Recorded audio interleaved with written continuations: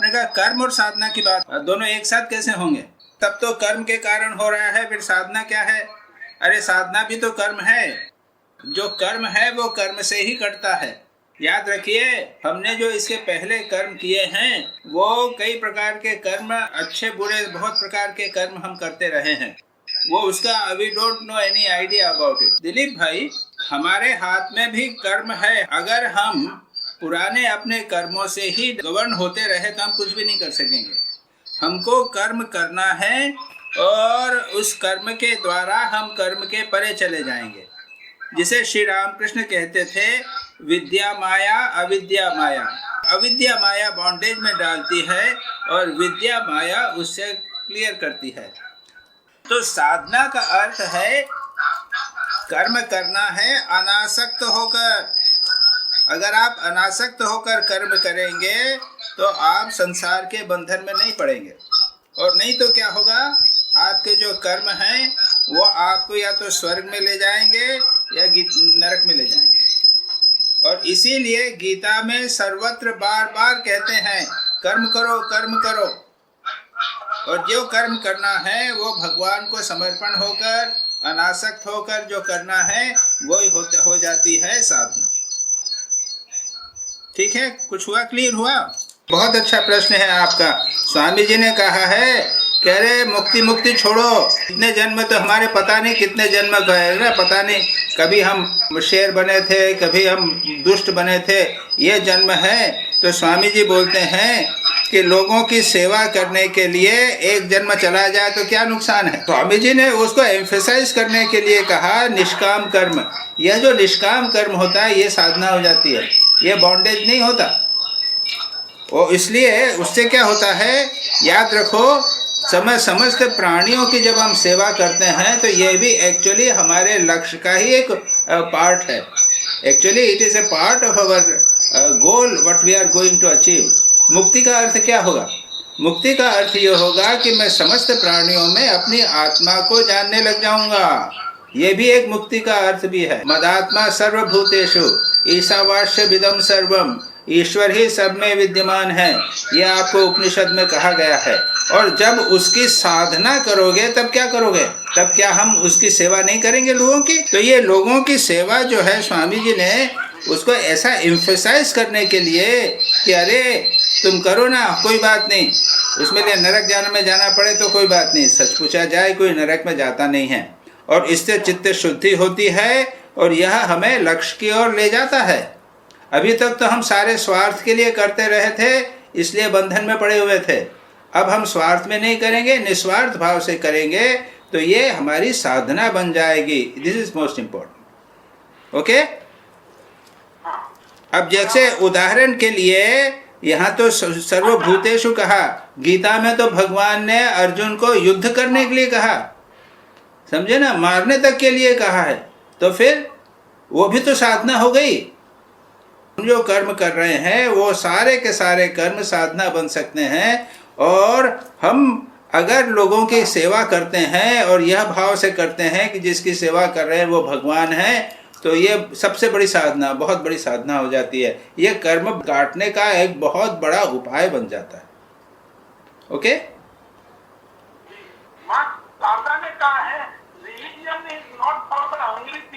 हाँ, अरे उनको जाके भगवान का भजन नहीं, उनको रोटी दो। गरीबों को आप वो बात मत करो, उनको रोटी दो बाबा। हाँ, जिसका पेट भरा हुआ है वो सब आराम हुआ, वो जरा ध्यान जब करे। तो हमारा ये कहना है कि हम कर्म करें, गरीबों की सेवा करें, दुखी की सेवा करें तो वो अपने आप में साधना हो जाए। अवश्य अवश्य अवश्य। और वही तो करे रामकृष्ण मिश्र। ये बनारस क्या कर रहा है? हाँ, यहाँ पे तो साधु लोग जो हैं वो गरीबों को ड्रेसिंग ही करते रहे सारे जीवन। ये तो आदर्श बता दिया ना, साधु होकर, यानी वो गृहस्थ की बात तो छोड़ ही दीजिए। हाँ, यही किया है। वो तो बड़ी सबसे बड़ी साधना बना दी ना। और उसके बाद चित्त शुद्धि होती है, उसके बाद ध्यान में मन लगता है। ठीक ठीक करने से ये चीज होती है। इसमें कोई दो मत नहीं है, बिल्कुल क्लियर है। खास करके स्वामी विवेकानंद का एक बहुत बड़ा ये संदेश है। अब आपका एक और प्रश्न है मार्था और मैरी का ना। हाँ, मार्था और मैरी का प्रश्न है कि मार्था ने जीसस की सेवा कर रही थी, तो और मैरी उनके पास बैठी थी, तो उन्होंने कहा कि Mary is better rather than Martha. हाँ अगर chosen one part in Martha would retain things to serve Jesus. हाँ हाँ हाँ ठीक है ठीक है And next time it won't pass. हाँ, अच्छा अब आपको ठीक है, आपको लगता है कि भगवान के पास मैरी यानी भगवान के पास बैठना है ना, और मार्था यानी भगवान के काम करना है ना। अच्छा, आपको लगता है कि भगवान जीसस ने कहा है कि मैरी ने जो किया वो ठीक है ना, तो आप करो, भगवान के पास बैठ जाओ, हाँ, देखें करते हैं क्या करोगे, कितनी देर बैठोगे ये बताओ। 5 मिनट 10 मिनट तक यदि हम भगवान की सेवा करते हैं ना, नहीं कर सकते, नहीं बैठ सकते, नहीं, पर हम- मैं नहीं बैठ सकते ना, नहीं बैठ सकते ना, ठीक है ठीक है तो ठीक। वो भगवान हमें नहीं भगवान उसको भी स्वीकार करते हैं, ऐसा नहीं कि नहीं करते हैं। अगर आप सचमुच भगवान के पास बैठ सको, निरंतर भगवान का स्मरण कर सको, तो आप सुपीरियर हो। नहीं कर सको तो वही करो जो मार्था कर रही है, भगवान की सेवा करो, नहीं तो न रहोगे इधर के न उधर के। इसीलिए ये चला दिया, रामकृष्ण मिशन लगा दिया है, ये करो वो करो वो करो वो करो। क्यों? किसी ने कहा कि ये हम नहीं करेंगे, हम तो ध्यान करेंगे। स्वामी विवेकानंद ने विरजानंद जी को कहा था या दूसरों को कहा था कि महाराज आप ध्यान करने को कहते ही नहीं है, कर्म करने को बोलते हो।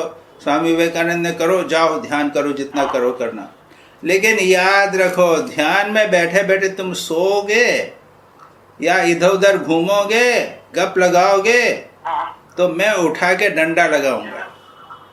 ये that is the main thing. इसीलिए उन्होंने कहा चल भैया, यदि तेरे को ध्यान नहीं लग रहा है तो जाओ सेवाश्रम के लिए जरा पैसा उगाने को, चैरिटी के लिए कुछ काम करो, लोगों के पास जाके कुछ चैरिटी मांगो, समझे। तो ये इसको कभी वो नहीं करना। अगर आपकी कैपेसिटी है, निरंतर भगवान के स्मरण की कैपेसिटी हो, तो बहुत ही अच्छा है, डू इट। और नहीं तो मार्था ठीक है। उसके बाद में कहानी इस प्रकार की आती है कि उस दिन रात को मार्था आई, जीसस क्राइस्ट के पास बैठी, उनके चरणों में बैठी। जीसस क्राइस्ट ने उनको खूब कंसोलेशन दिया।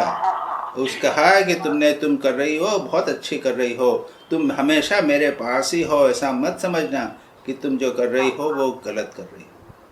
एक स्टोरी हमें ये किसी ने अच्छी स्टोरी बड़ी बनाई है, वेरी ब्यूटीफुली। तो भाई याद रखो ये 90% हम लोग जो हैं, हम सब लोग मार्था हैं, और वो 10% या 5% जो हैं वो ही मैरी होते हैं। और याद रखो ये बहुत उच्च स्थिति है, इसीलिए जीसस क्राइस्ट ने कहा कि ये रखो। हो गया? ऐसा है कि कर्म के बिना चित्त शुद्ध, मेरा सिर्फ छोटा ये पूछना फिर हाँ, चित्त शुद्धि नहीं होगी। हाँ चित्त में नहीं होगा, आप नहीं कर सकोगे, करके देखो ना, नहीं होगा। दुर्भाग्य यह है कि तुम और मैं जो हैं, हम इतने बूढ़े हो गए हैं कि इस उम्र में हम ध्यान करेंगे तो सोने के सिवा वो कुछ नहीं कर सकेंगे, और उसके लिए बहुत मुश्किल है। 15-15 मिनट, आधे घंटे करो, सावधानी से करो।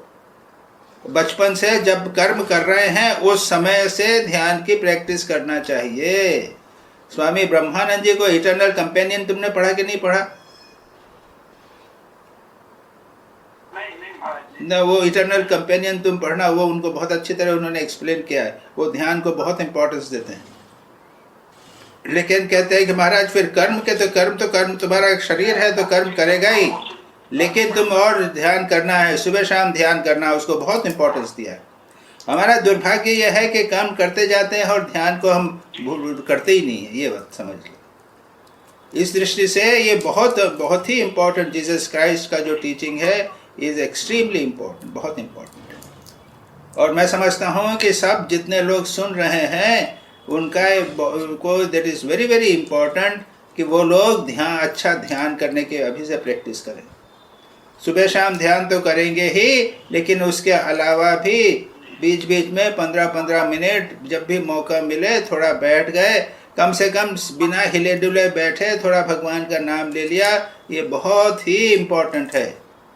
नहीं तो कर्म कर्म करते हैं, उससे कोई फायदा नहीं होने वाला, और चित्त शुद्ध होता नहीं, सारा जीवन निकल जाता है कर्म कर्म करते हुए। ठीक है। मेरा प्रश्न है महाराज हाँ कि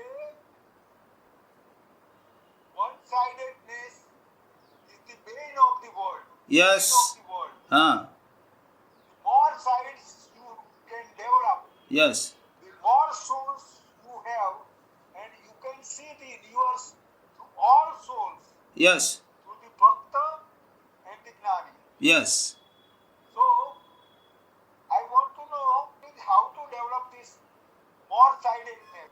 ठीक है, I am taking this question. Vora का क्वेश्चन है कि how can we develop more souls.